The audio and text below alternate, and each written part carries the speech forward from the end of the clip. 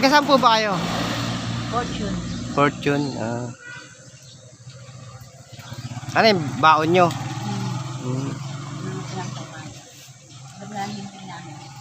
Umiikot-ikot po kayo dito.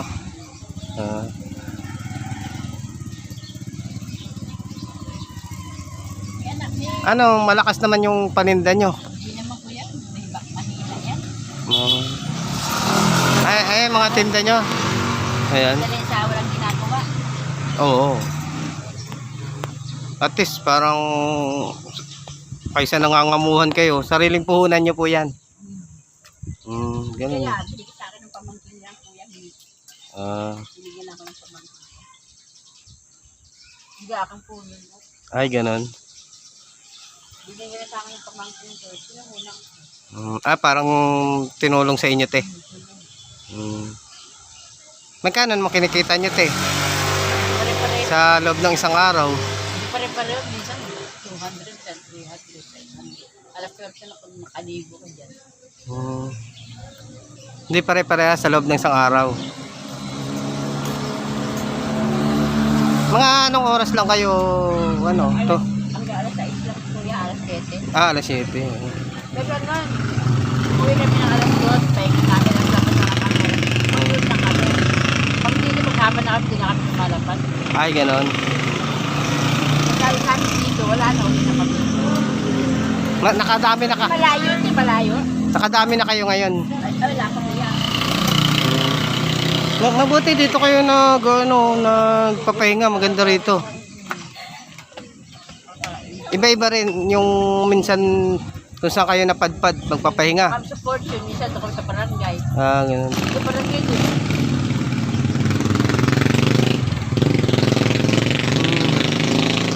Yung ulam nyo, saan nyo binibili? Ano ako kuya? Bumibili na lang kayo ng ulam. Magkano ang order ng ano? 20 lang yan, no? 20 lang yan. Mura yan o mahal? Mura yan sir sa amin, bilahan di 30. Pero sa tingin nyo, nagmahal ang mga bilihin. Yung mahal kuya, sobra. Ngayon Hindi ngayon.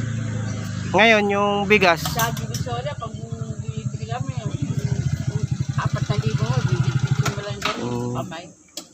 Hindi, yung bigas ngayon, Mahal pa rin kuya. tumaas lalo no? Hindi bumaba no? Nakuha nga namin, isang piso lang kuya. Kasi ito namin, isang piso, 30. Parang anong tingin nyo sa panahon ngayon? Mas humirap ba o? Ha? Hirap, wala ka. Oo nga no? Parang walang masyadong makuha pang trabaho ano? Wala.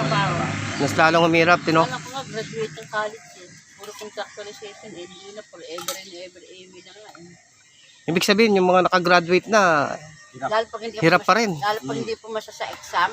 Oo. Kawawa, no? Wow. Alam ko, yun oh. Information tech, 4 years course. Wala, stop by.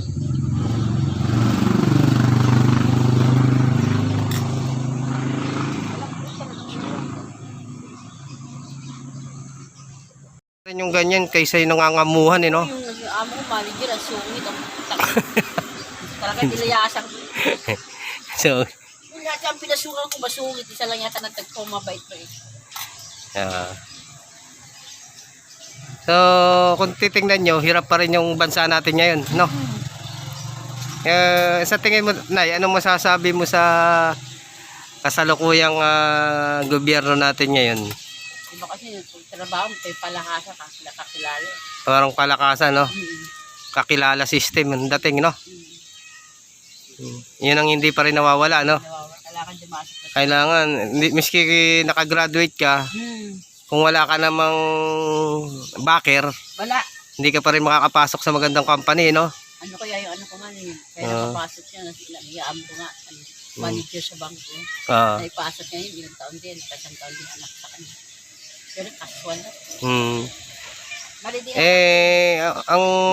Ang masaklap doon, kahit na wala kang pinag-aralan, kung ano ka naman, may backer kang malakas, pasok, no? Gano'n ang sistema, no? Kasi wala kang payagan. Kahit hindi nakatapos, basta may kilala, na malakas sa loob, di ba? Parang gano'n eh. So kawawa pala yung mga estudyante na nakagraduate. Oo, dapat. Pero wala namang mapasukan kasi walang malakas na backer, no? Yun na lang, kuya. Yun na lang, sample na lang. Ay, yan parang isa yun sa mga ano mo te. Ramen ngayon. Hinaing mo, no? Kaya pala, no? Ganun. Kaya pala Ginagpwede nga sa akin yung ma'am. Graduate ko na high school, nakakapasok sa banking ba eh. Isa nga, undergraduate pa nga eh. Sabi nga nung ibang sa akin, nagkwento nga niya eh. Alam mo ba na nga eh? Ba't hindi niya tatanggapin yan? Yung dali niya na sa akin, sabi niya. Nag-graduate naman ng college yan. Kaya nga. Ay, kayo nga, tatanggapin na undergraduate pa eh. Sabi niya doon sa mga iba. And si nanay may hinaing, no? Eh, yan niya. Yung pinapasok niya, undergraduate pa nga eh. Isa, third year lang eh. Ay, ako yung graduate ng college. Kaya nga lang sa anak ko, hindi nga lang yung pinasa sa ano. PRC. Pero pag pinasa PRC yung anak ko, lagi pa sa isang gobyerno. Kailan kaya tayo makakahanap ng... Kaya ba sa mga barangay, mga empleyado dyan, mga tapos na. Kilala yan. Kakilala kaya yan. Diba, kuya? Mga kapit-kapit. Mga... ano yan eh? Mga kakilala system. Oo, kakilala system. Pagka wala kang kilala sa loob. Parang kahit sa ayuda, parang gano'n eh. Sa ayuda. Pagka hindi ka malakas sa barangay, hindi ka malilista. Ano ko ng kapo sa barangay, kuya. Kaya ako nabigyan ng form kapo kay Estela, yung ID. Sabi ko, hindi ako kaya nang bigyan ng ng leader namin. Bakit? Kasi panapunta ko, tapos tinawagan niya yung leader namin dyan sa isang street na ganyan. May galit sa amin. Hindi naman may galit, parang ganito kami binibigyan ng ayuda. Sabi ko, hindi kaya akong binibigyan ng ayuda, sabi ko sa barangay. Tinawagan niya ngayon yung leader. Pati nga yung IDT na tinawagan niya din. Tinawagan, kanina lang niya binigay. Yung form. Ngayon, binigyan na kayo. Kanina umagang form, tinawag ko. Ang dami niyang alaban, ang dami siya sinasabi.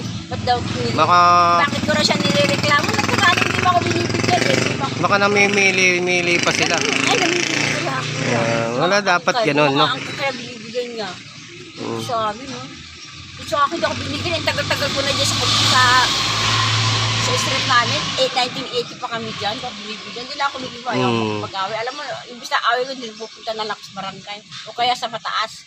Kaya nung drainage, inaway ako, pumunta ko sa GM, may akong tulong. Kayo, nagawa na yung drainage namin. Inaway mo ako sa drainage, kaya dapat nga mag-ulf siya. Ay, ganon. Pumunta ko sa, alam mo saan ako humingi ng tulong? Sa GM. Ay, ginawa ng kasong ginawa ng munisipyo, ng Guzman. Magaling din pala yung GMA, no? Madaling lapitan ng tulong. Kinabukasan, nanay, dali mo ito ha. Doon sa opisina ni Mayor ha. Opo, sabi ko naman ganun. Inawin ko kaya kang gagawin. Bakit daw mabaho daw yung drainage ko, hindi ko naman. Sabi ko sa kanila, inaawin ko parati kaya katok ng katok hating gabi. Drainage sila namin dyan sa labas, babaho. Sabi ko doon sa official, kayo na dapat ng bahay. Kaya ang official, ako naglakad, hindi ako nangalam. Wala nagawa yung namin, yung official namin. Presidente. Hindi nagawa na yung drainage nyo ngayon. Tapos na. Dinaan ko yung sa GMA. Kaya sabi ko doon sa admin, yung barangay, sa admin sa opisina, ate wag kang ganyan. Ginawa kayo sa dapat ko kasi na nagpagawa ng drainage yan, yung namin. Huwag kang ganyan, te. Pagkita lang ko siya. Alam mo, nagtitinda kaya ako. Sabi mo, wala akong pakisama. Nagtitinda kaya ako, di ba nakikita mo pa nga, binabati mo pa nga ako araw-araw. Kakampi. Ano yung anak mo yan, te? Kampi kaya sila. Pero sila pagkaganon. Parang kampi-kampihan na lang. Pumunta na naman ako kahapon sa barangay, admin. Hindi kaya ako nagbigyan na naman ng form. Bakit na? Ayan sila nanay, nakausap natin dito. Nagpapahinga sila kumain, no? Pero kung hindi ako mikibo, alam mo pag umaksin ako tahimik eh. Nagugulat na lang yung sabi yung leader namin. Sinari mo na lang, punta na naman ang barangay. Hindi sana ko sinabi. Ay, sinabi mo, ganun-ganun daw eh. Ano pa pag sinari ko, yun, tahimik yun, umaalis na lang ng lumpahe. Tarantado daw ako. Sabi, binaranggi na naman ako ng nanay mo, sabi pa ng leader namin. Natural. hindi namin ginagawa. Sa lulog ko dito na, hindi naman namin ginagawa mo. Sabi ko din sa... Ayan ang mga tinda ni ate. Mga accessories, no? Mga ipit, Ikot lang yan. pitaka. Ayan. Ayan, pamaypay. Opo.